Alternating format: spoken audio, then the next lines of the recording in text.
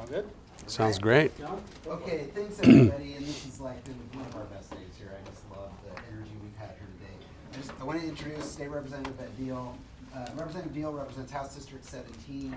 He is an engineer, graduated from Stanford. He's a business founder and a strong supporter of business. I think we all know that. We also know that Representative Deal just recently played a leadership role in the referral of the transportation. And, you know, this organization representative has a no new taxes position that we talk That's about my middle name. Yep, so that's aligned with us. We primarily have to, we're on the front line of new tax battles here in Portland all the time, and we're very proud that we've actually defeated several taxes here. So, as I have said repeatedly, and in my 8th year here, Representative Deal is the first Republican legislator who's reached out to us and said, I want to come and meet with Portland business. So this is a kind of seminal day here. It really means a lot to us, and I'm really grateful so many of you showed up for this important dialogue today with gubernatorial candidate Ed Deal. So I'm going to turn it over to you. All right. Thank you. Thank you for being here. Thank you. You bet. Well, thank you. It's great to be here. I can't believe I'm the first Republican to ask to speak to you. I guess we were talking earlier, it's like Republicans have been wandering around the desert for 40 years, but it has been 4 decades since we've had a Republican governor. And I personally think that's long enough time to go. But I wanted to talk about, not only talk about my platform and my vision, but really focus in on the challenges that Portland has. And how, you know, my take on that and how together we can work to turn that thing around. And I want to listen. I'm here to listen to you guys and learn from you. Because the truth is, Portland has to recover for the state to recover. We're tied together, and that's the only way it's going to work. And the other thing that I'm seeing as I travel around the state is we talk a lot about an urban-rural divide, but right now, at this time, there's more that unites us than divides us. The issues that I hear talking to businesses and people in downtown Portland, they're the same issues I hear across the state. So that, to me, is an opportunity to come up with an issues-focused campaign that is around those core issues that unites Oregonians. And I believe that's how I'm going to win be your first governor in 40 years. But do you remember when Portland was just weird? You know, I don't live. Yeah. I mean, I grew up in a rural area. I live in a rural area, just out of Staten in Scioto. But what I love about it is I can be in Portland within an hour or so, and I loved it. It's this cool, vibrant city. It had an amazing vibe. My wife and I, right there, my wife Jamie. That was the best part about Stanford, is meeting her, by the way. She grew up in Scioto, and we worked together in the Capitol. She's my chief of staff, and we worked together in our business. But we'd come up to Portland, and we would hang out. We'd spend a long weekend. We'd go to a hotel, go to some cool restaurants, go to a nice cocktail bar afterwards, and just enjoy that vibrancy. And I'm not saying that to reminisce about the good old days. I'm saying it because I have that hope that all the building blocks to bring that back are still here. They're not lost. And I know if we have the right leadership, we can bring that back. And that's, I hope, what I'm here to do. You know, I read through your regional policy agenda. Portland is faltering. I think that's a soft way to say it. And I see it, to me, it's being killed layer upon layer of misguided policy at the city level and the state level that is driving an economic doom loop. I think it was Mike Wilkerson that gave it that name. But I think we all know what that is. The tax rates go up, tax revenue goes down as people are fleeing. That's an unsustainable model. And I was reading this. This is just depressing, guys. I mean, yeah, you got to work on that. Yeah. The truth is depressing. Yeah.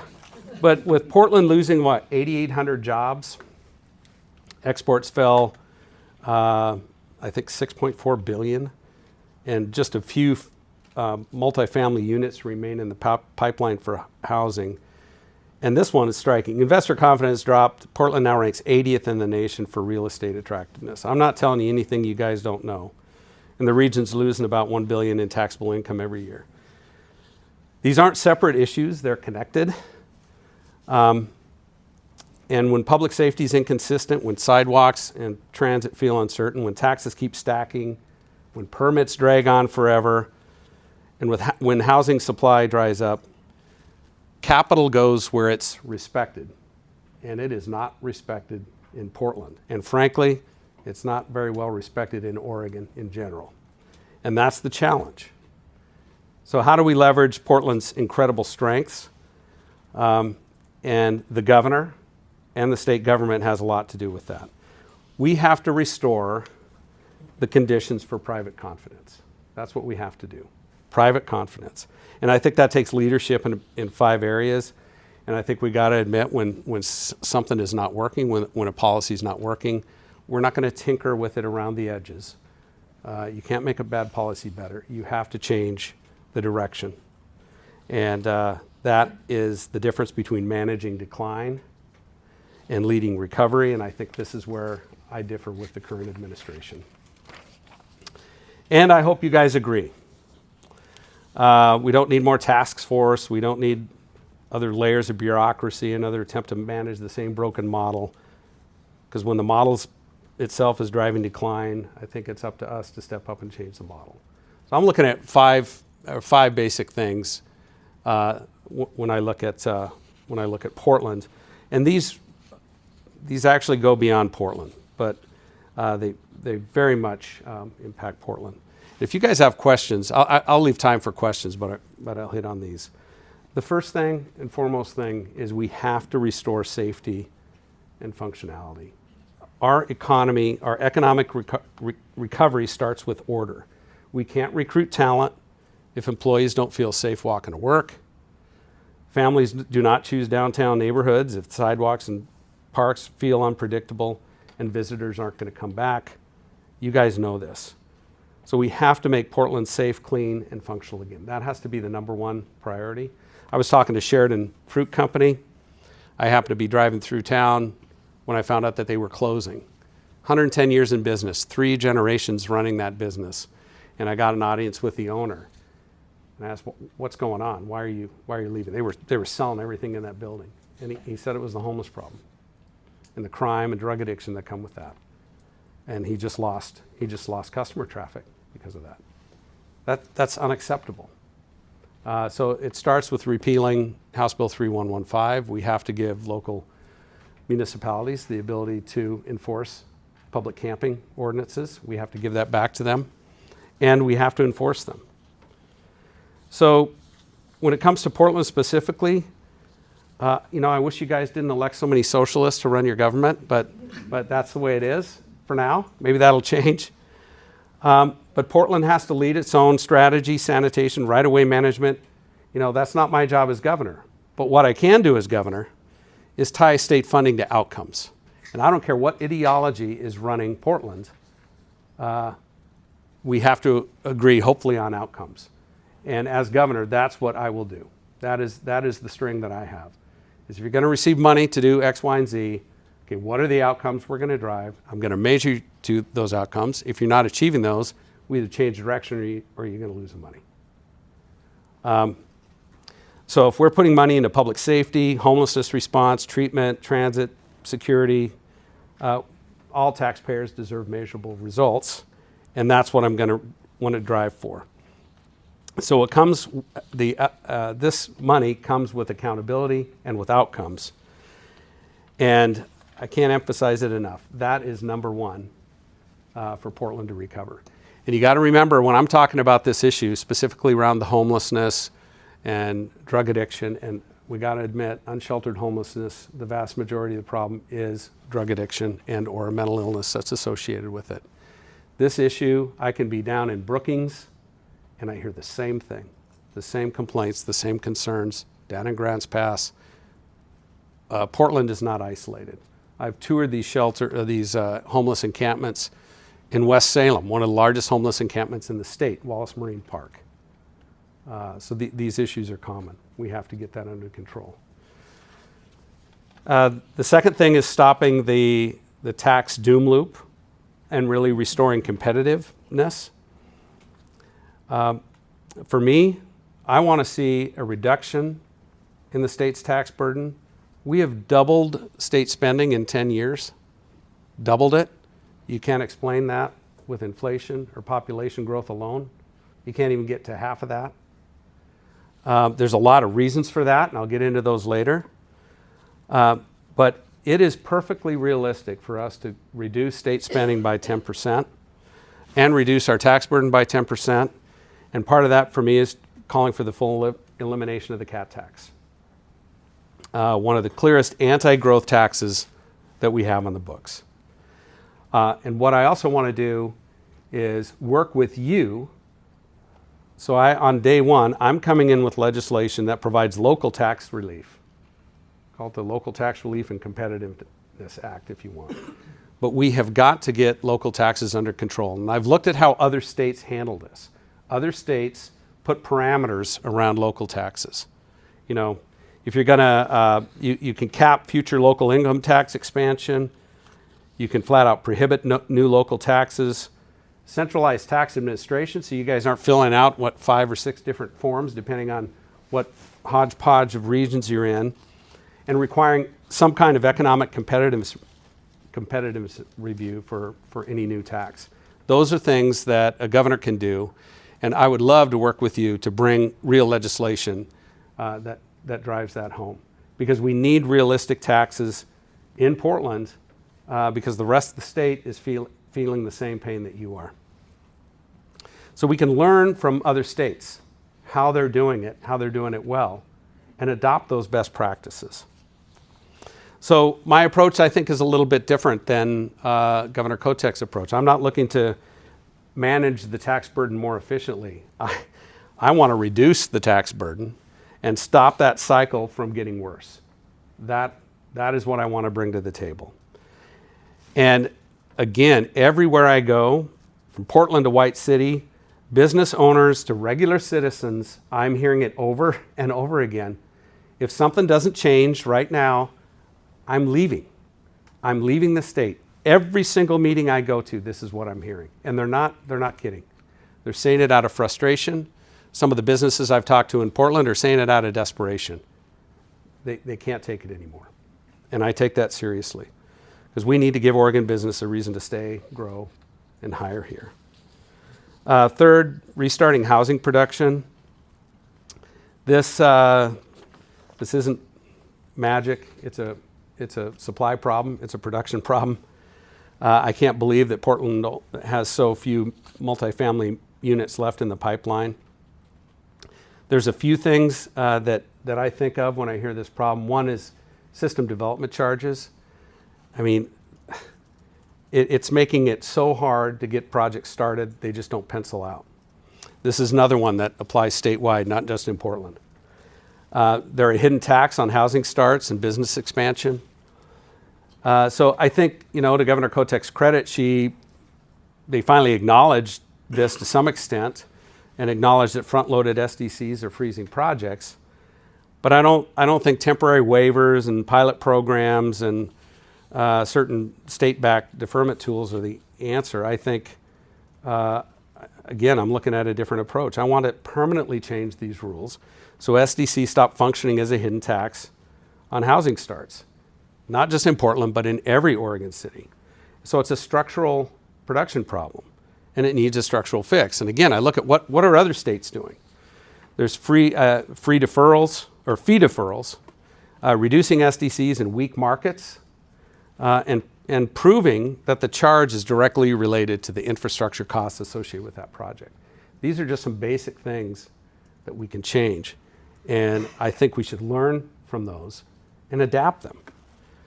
And again, I will work with you to bring legislation to do those very things, structurally change how system development charges work so they're no longer a hindrance to development. But it goes beyond SDCs. When I look at the permitting challenges we have in this state, that has to do with agency overreach. I want agencies of yes instead of no. But if we have a project that is being delayed due to permits or due to some agency interference, that lands on my desk. That lands on my desk to be resolved. Again, other states do this. Oregon does not. Other states do this. That's how we get projects off of a stall, being years in delay and getting back moving again. The fourth thing, restoring high-wage private job growth. It is scary to look at the Portland job market with private sector jobs going way down, and the ones that have replaced it are all public sector or public funded. Healthcare, education, and government. That is simply unsustainable. We cannot sustain an economy that way. We have to change that. So we need a serious economic engine builder, and government plays a role in that. Sometimes it's just to get the heck out of your way, but in other cases, it's to incentivize it. I serve on the Economic Development Small Business Committee. Now we're Economic Development, Small Business, and Trade. I was vice chair on that up until this last year when I moved to vice chair of the Healthcare Committee. But I have a good relationship with Representative Daniel Wynn, and you probably all know Daniel Wynn. Both of us agree that Business Oregon needs to be focused and get back on its core mission, and it's not. The legislature has sent it in 97 different directions. We want to focus it back on core mission, and I think the only way that's going to happen is if you have a governor that prioritizes that. And our governor does not prioritize that, and I don't think she even understands how it works.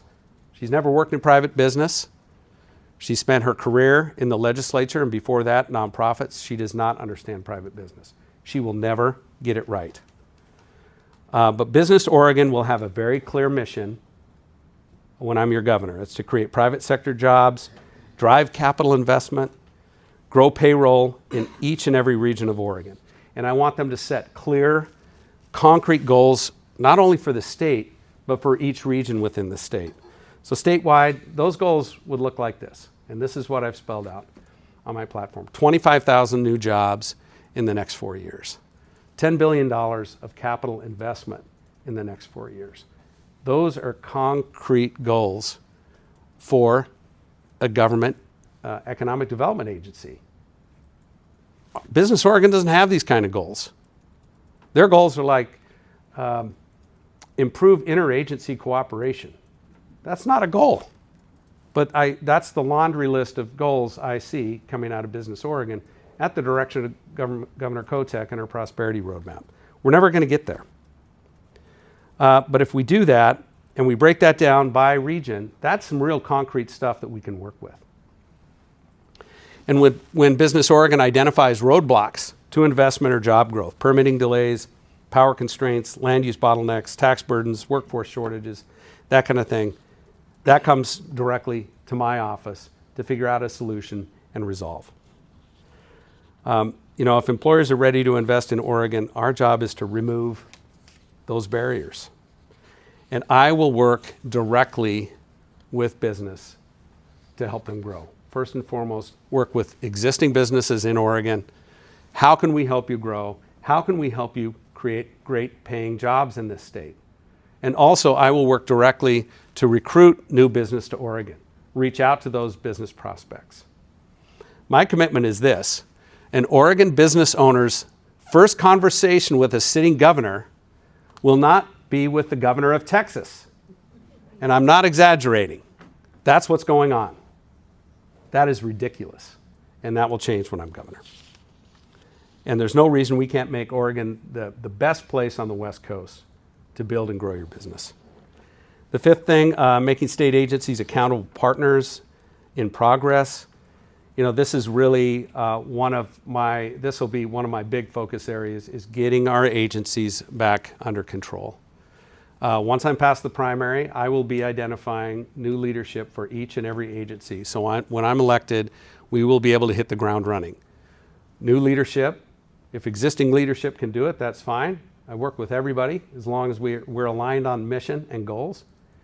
But in lots of cases, it's going to be new leadership. and a refocus on the core mission for those agencies, because they are off mission. They are off mission. Private sector lives by performance. Government should live by those same standards. And this is a message I hear again. I'm in Burns. I'm in downtown Portland. They'll tell me DEQ is overreaching. Everybody wants clean air and clean water, but the standards they've set don't make any sense. They're unobtainable. They're forcing me to leave, cross the border, where I don't have to do these things. That is the problem we have with not just the DEQ, but a bunch of agencies. And a lot of these agencies are on autopilot. The governor is not involved with them. They're just running on their own. She's not done a deep dive to really understand what they're doing or why they're doing it. And this is coming, I'm talking to the folks that are being impacted by these agencies. So I don't want to abandon standards. We all want clean air and clean water. And we got to protect Oregon's natural beauty and everything we love. But we also have to allow for human flourishing. We have to.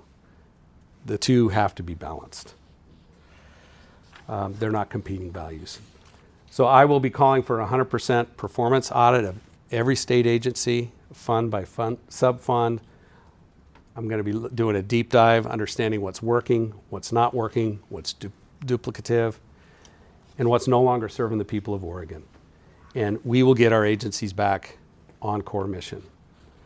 I want every agency to operate under performance-based budgeting, so we have clear objectives, measurable outcomes, we got sunset dates, we got mandatory renewal reviews, and this is how we're going to reduce spending by 10%. And at the same time, improve performance. So we will have taxpayers saying, you know, I'm paying taxes, but I'm getting something for it. Because all I hear across the state now is I'm paying a lot in taxes and I'm not getting anything for it. So I'm going to measure agencies by outcomes and not intentions.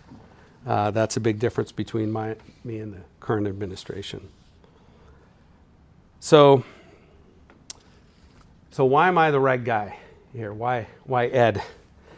I think in part because I've lived what many of you are living. I started a small business from scratch. I sold a car and leveraged my credit cards and put my house on the line with 2 kids at home to build a dream, which was to start a business in Oregon. And I did that with 2 business partners. And we built it up to about 100 employees. We did factory automation, computers, systems. So we go into factories all over Oregon, really all over the world. But our job was to make them as efficient as we could make them. And it was a great career. I loved it. I got to solve problems. I solve problems for a living, and I get results. But that whole business experience and that engineering experience gives me a perspective, a systems perspective on problems. I understand what it takes to sign both sides of a paycheck. I get that. So I'm bringing that perspective to this job. I know what it means to scrimp and save and trim so you can keep every employee while you're going through a recession like we did in 2008. And that's what we did. We kept all our employees. We didn't have to let anybody go. I understand risk. I understand systems and process. I understand solving real problems under pressure. And I really think that's the kind of leadership that Oregon needs right now.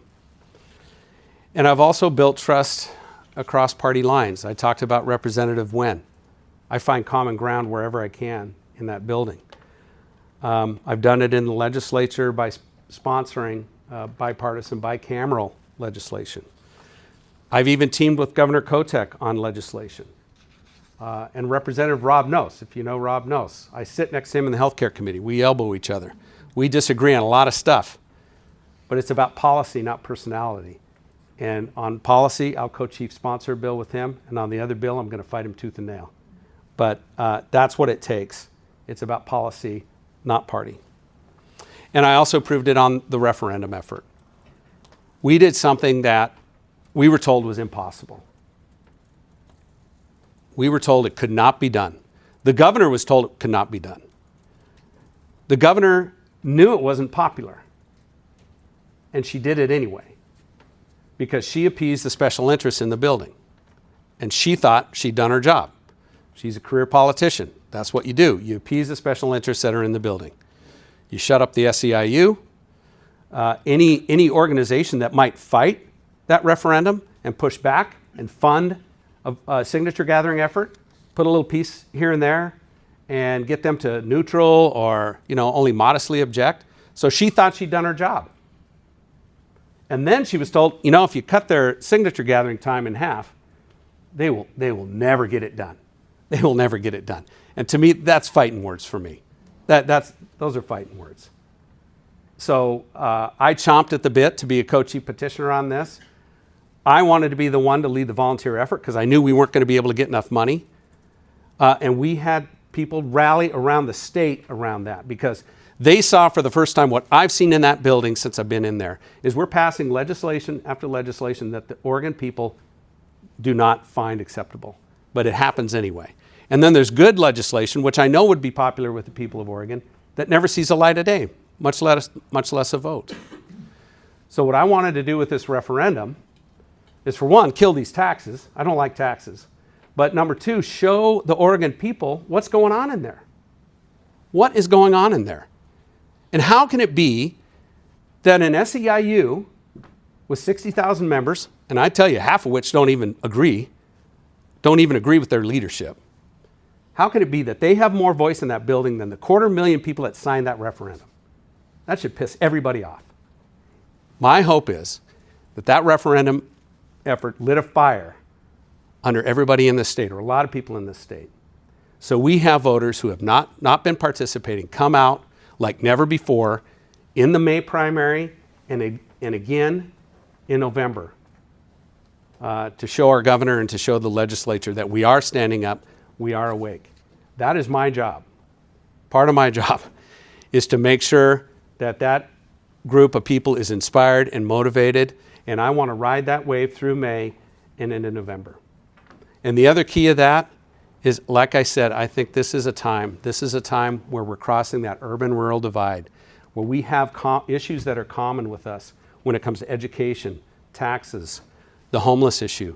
These issues, all created by Oregon leadership, poor Oregon leadership, unite us as Oregonians, whether you live in the city or the suburbs or rural areas. I will focus on those issues. So that's the leadership I intend to provide, and I really appreciate your time. I want to leave time for some questions, so thank you.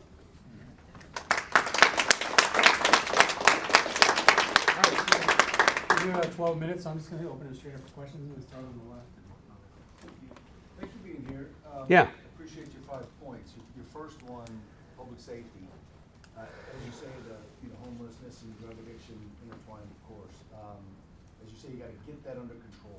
How do you do that? So I think the big thing is enforcement. We have to enforce even, say, minor infractions. If you're going around breaking windows in businesses, the answer is not to set up a fund and pay for it every time it happens. I mean, there are some advantages to that, to get that business back rolling and making money again. I get it, but you have to enforce the law. You have to prosecute that. If you enforce the law and prosecute that, it's going to go away. The other thing is the homelessness problem. We have to admit the unsheltered homeless need some incentive to get treatment, and I believe we're obligated to provide basic shelter, drug addiction treatment, mental health treatment. We are obligated to give that. But there needs to be some incentive. That's why House Bill 3115 has to go away. We have to enforce public camping ordinances. And in simple terms, you have law enforcement and social worker come out case by case, and you say, hey, we have basic shelter with some requirements. We have mental health treatment. We have this treatment. We've got things to help you get back on your feet and become a productive citizen, but you cannot camp here anymore. That, to me, that's the compassionate thing to do. What we're doing right now is the least compassionate thing you can do. We are enabling destructive behavior.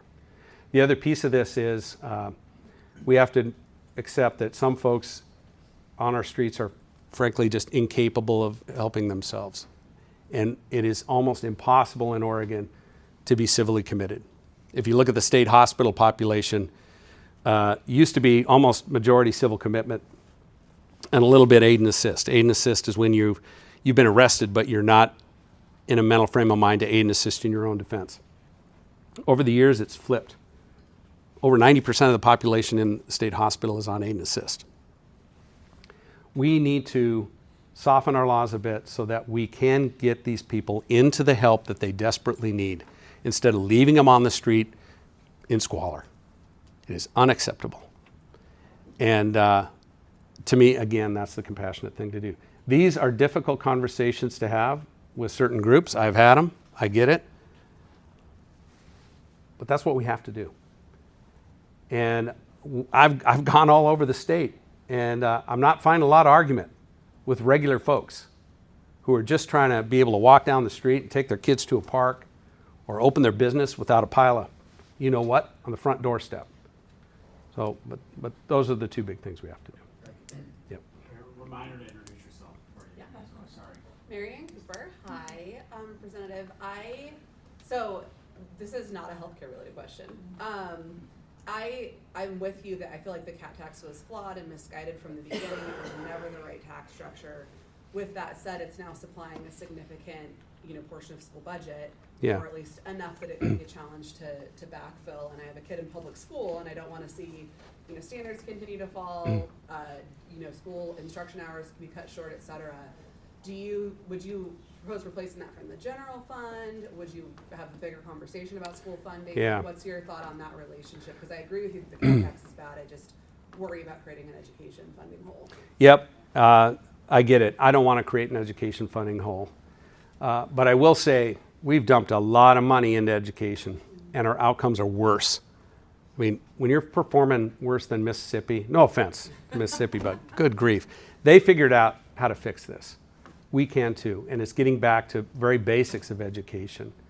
So it's a matter, I don't want to reduce the funding. I want to put it to work and get it into the classrooms.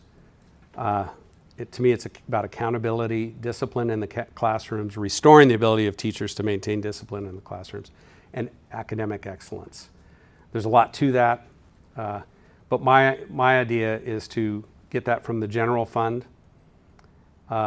and there's other places where we would be making cuts. It's not like when I say we're doing a 10% cut, it's not across the board.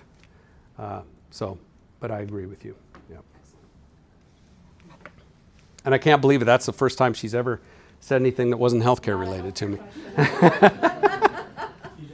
TJ, we're here at the chamber. Yeah. And as you know, Oregon ranks last for mental health treatment. Yeah. What's your plan to address that? Yeah. Well, that's another area. We've dumped a whole lot of money into mental health treatment, and I don't think it's being directed in the right way. I think we need to focus it on the folks that are hurting the most, and we have kind of financial incentives to, no offense to soccer moms, but to have weekly talk therapy with people, they call them the worried well. It is very financially, it's more beneficial for a therapist to do that than to deal with somebody with multiple personality disorder that's really struggling. So our financial incentives are warped. So we're spending money in areas that I don't necessarily think we should be spending money on. That's one thing. Another thing is we have fraud. I know we got it going on. I found some with Uplifting Journey, Substance Use Treatment Center that took $2.5 million of Medicaid dollars. We know they defrauded us. We know they're connected with 6 or 8 other companies in Oregon, and they're connected to a company in Arizona, a dude in Arizona that is being prosecuted for, I think, $60 million worth of Medicaid fraud in Arizona. We know what's going on because we take the guardrails down after COVID. We signed up behavioral health providers like nobody's business. We took the guardrails down. Our CCOs were not qualifying those organizations. They filled out some paperwork. They signed up with OHA to accept Medicaid, and that's kind of where it ended. If they were signed up, they got to bill Medicaid. There was that outfit in Klamath Falls. Did you read about that? They were doing, this wasn't behavioral health related, but it's related to Medicaid. They were doing testing, some kind of genetic testing, in theory. They took $40 million in less than a year. It's an empty warehouse. It's an empty warehouse. Nothing was going on there. How in the world can that happen? So there's the fraud, and it's focusing those dollars in the right way. And this is an area, I've been on the healthcare committee and human services since I got in the building. I've seen this right away, that this is we're doing a lousy job, especially with kids. We're doing a lousy job. There's some other challenges when it comes to youth treatment. I'm not going to get into that. That was actually a bill I worked on that I supported, that the governor brought, and it got killed in the legislature, but I supported it. So, yeah. Chris West, PacWest Resources, not to be confused with PacWest Lobby Group. You mentioned ODOT and you mentioned DEQ, and I was in Spokane last week for work and stayed with my daughter and son-in-law in North Idaho. And over dinner the first night, they were telling me about a bill that Governor Little just signed, doing away with tags, vehicle tags, saving money. When law enforcement runs somebody's plate, they know if it's registered or not. Yeah. And the amount of money that Idaho was going to save with that. And then living in Sherwood, we have a DEQ test facility in Sherwood that lots of people come to. The fact that all our cars are new today, that there's only a small portion that need to be inspected, and we've allowed private sector to do that certification now, and there's savings right there. And I just toss those out as things. I sent Senator Starr a note when I got home with those ideas, because Yeah. you know, it's just simple, quick fixes that can save us some money and reduce the burden on the citizens. The vehicle inspection thing, I think it's time that goes away, based on the majority cars we have on the street. Like somebody told me the other day, I sat in line for half an hour spewing exhaust while I could go in and get my perfectly clean car inspected. What's the point of this? I agree with you. I'm curious about the tag issue. What we do have going on in Oregon is there's a number of people, because of the fees, and the governor just tried to increase these fees, they're just not bothering registering their cars in the first place. It's a growing problem. So I'm curious about that. Thank you. Time for one more. I'm over here that you can't see. Hey. Thank you for coming in. I'm Dave Yeah. Brown with Chown Hardware here in Portland. Stanford grad, so congratulations on that. What do you see as you're in a tough primary race? You know, you're up against two opponents with probably better name recognition. Both formerly ran for governor. What do you see as your path to victory going through that? How will you accomplish that? Yeah, that's good. Well, I'm the only major candidate that hasn't lost, so I got that going for me. I think it's a lot of what I just talked to you about. I am the only candidate that has that business background and experience, and I think that's huge at this time in Oregon. That kind of experience and perspective in the governor's office is really needed. That's probably the number one thing. The other thing is I believe I'm in a unique position to rally, and I pray that I can inspire a lot of folks that have been sitting on the sidelines, and that is because of this referendum. They saw that I have a connection with the people. They saw that I can lead and that I can motivate folks across party lines. So I think that I can use that to my advantage because I've demonstrated that. When they did a head-to-head poll, so the Oregonian published this poll, they showed Kotek versus Drazen, Kotek versus Deal, Kotek versus Dudley. Now, first off, we're all underwater, so we got work to do. But I was the only candidate that dropped Kotek's numbers. She was 45% with Dudley and Drazen, and she went down to 43%. That tells me there's something there, that I moved the needle on people that would have supported Kotek. The other thing is that my spread, Drazen had a 5-point spread, mine was 6. Everybody knows Drazen. And I'm probably at half the name recognition she is, but I'm only off by 1 point. That is Drazen's top end. That is my low end. It's all upside. I had the highest undecided. So the opportunity is huge. The other thing is, you're right. People know who Dudley is. Not as much as they used to. You know, my kids, even my sports fanatic daughter, who's Dudley? Doesn't know. But he definitely has more name recognition than me. That was a 10-point spread with him. So I'm really optimistic with that polling. And it jives with the polling, the other polling that I've seen. So this is our campaign. My job is to get that word out. And I'll also add, I think I'm in a unique position to really appeal across that urban-rural divide when I'm focusing on those issues and get the moderate voters, the moderate Ds and the non-affiliateds who maybe have never voted for a Republican, just say, hey, this guy's just talking, he's straight up. And I think for a lot of folks to vote for a Republican for the first time, it's about trust. It's about trust. And that's what I'm going to try and do. So they leave the conversation with me saying, you know, I don't agree with everything that guy said, but I can trust him. And I'll have a seat at the table, and I can have a conversation with him. And things are going crappy right now. I'm willing to take a risk and vote for a Republican for the first time. So, well, with that, I think I'm out I'm gonna ask, we have Yeah. more Oh, one more question. question. Yeah. And this is because I want to give you the opportunity to address this, Representative. Yeah. So our top priority last session was the MODA Center. Oh, yeah. I figured you guys were going to throw stuff at me or something. Yeah, I mean, that, we really saw that as truly existential to Portland's economy. So, and we're great, we're glad it passed. You were one of the votes against it. I just want to give you an opportunity to just share your perspective on it for our members. Yeah, thank you for that. Yeah, I just want to make sure we get out of here. Yeah. Talking about it. So. I love the Blazers. It's not only the identity of Portland, it's the identity of the state. I want the Blazers to stay in Portland. I just didn't like that deal. Dan and I talked about it. I just didn't like that deal. I felt it was backwards. We're negotiating our contribution, what you expect taxpayers to contribute, without anything else being defined. So, and I don't expect you to all agree with me. I'm just telling you where I'm coming from. What I'd like to see is let's negotiate a deal. Let's see, okay, what's the new owner going to contribute? What are some more of those terms?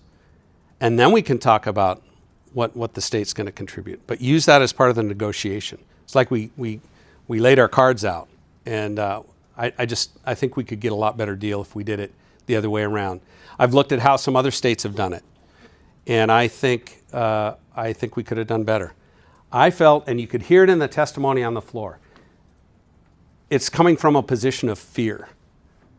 I don't want to negotiate not to lose. I want to negotiate to win and have a win-win for the Blazers and for Portland and for Oregon. And that's it. I just think we could have done better. I'm not opposed to the state contributing. I'll say that. Great. So, Thank you. Yeah. If I could end with, I'll end it real quick here. I want to share what my vision is for Oregon because it all connects here. We live in the most beautiful state in the country. We do. But what good is that if you can't afford to live here? What good is that if your kids can't get a good education? Or if your streets aren't safe? Or if your businesses are fleeing?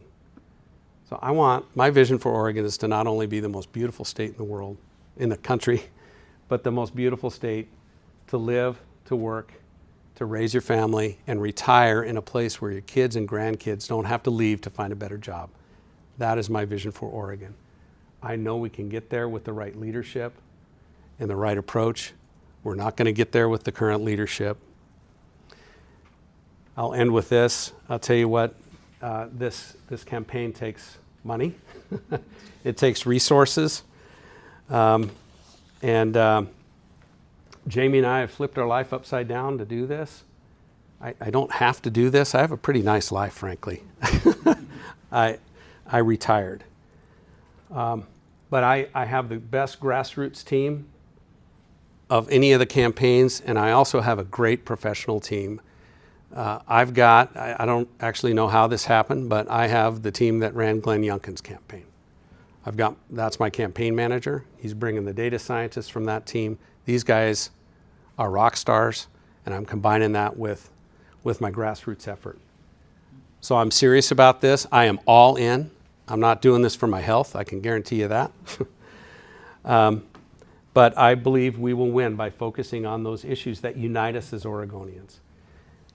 If you like what you're hearing, if you want to support, I know sometimes people don't want to get involved in the primaries, but I think this is a time you have to get involved in the primary. We've been picking a losing candidate for 40 years. And I think that's because some people decide, I'll wait till the primary's over. There's no time to wait for the primary to be over. You got to pick a candidate that can win in the general. I'm that candidate, and I hope I can get your support. Thank you.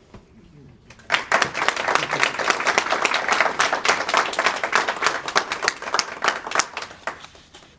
you for joining us, and thank you, everybody, for. Yeah, thank you. For the day today, everyone. It was really great. And I Appreciate it. It looks like you stayed a few minutes over. I thank you. Yeah. Yeah. That was great. Thank you. Hey, yeah, And thank you. I really did want to give you a chance to address it. No, I'm glad you brought it up. I figured somebody would ask me. Yeah. You know, our perspective is we didn't have any cards to play. I mean, Okay. Like the NBA, we were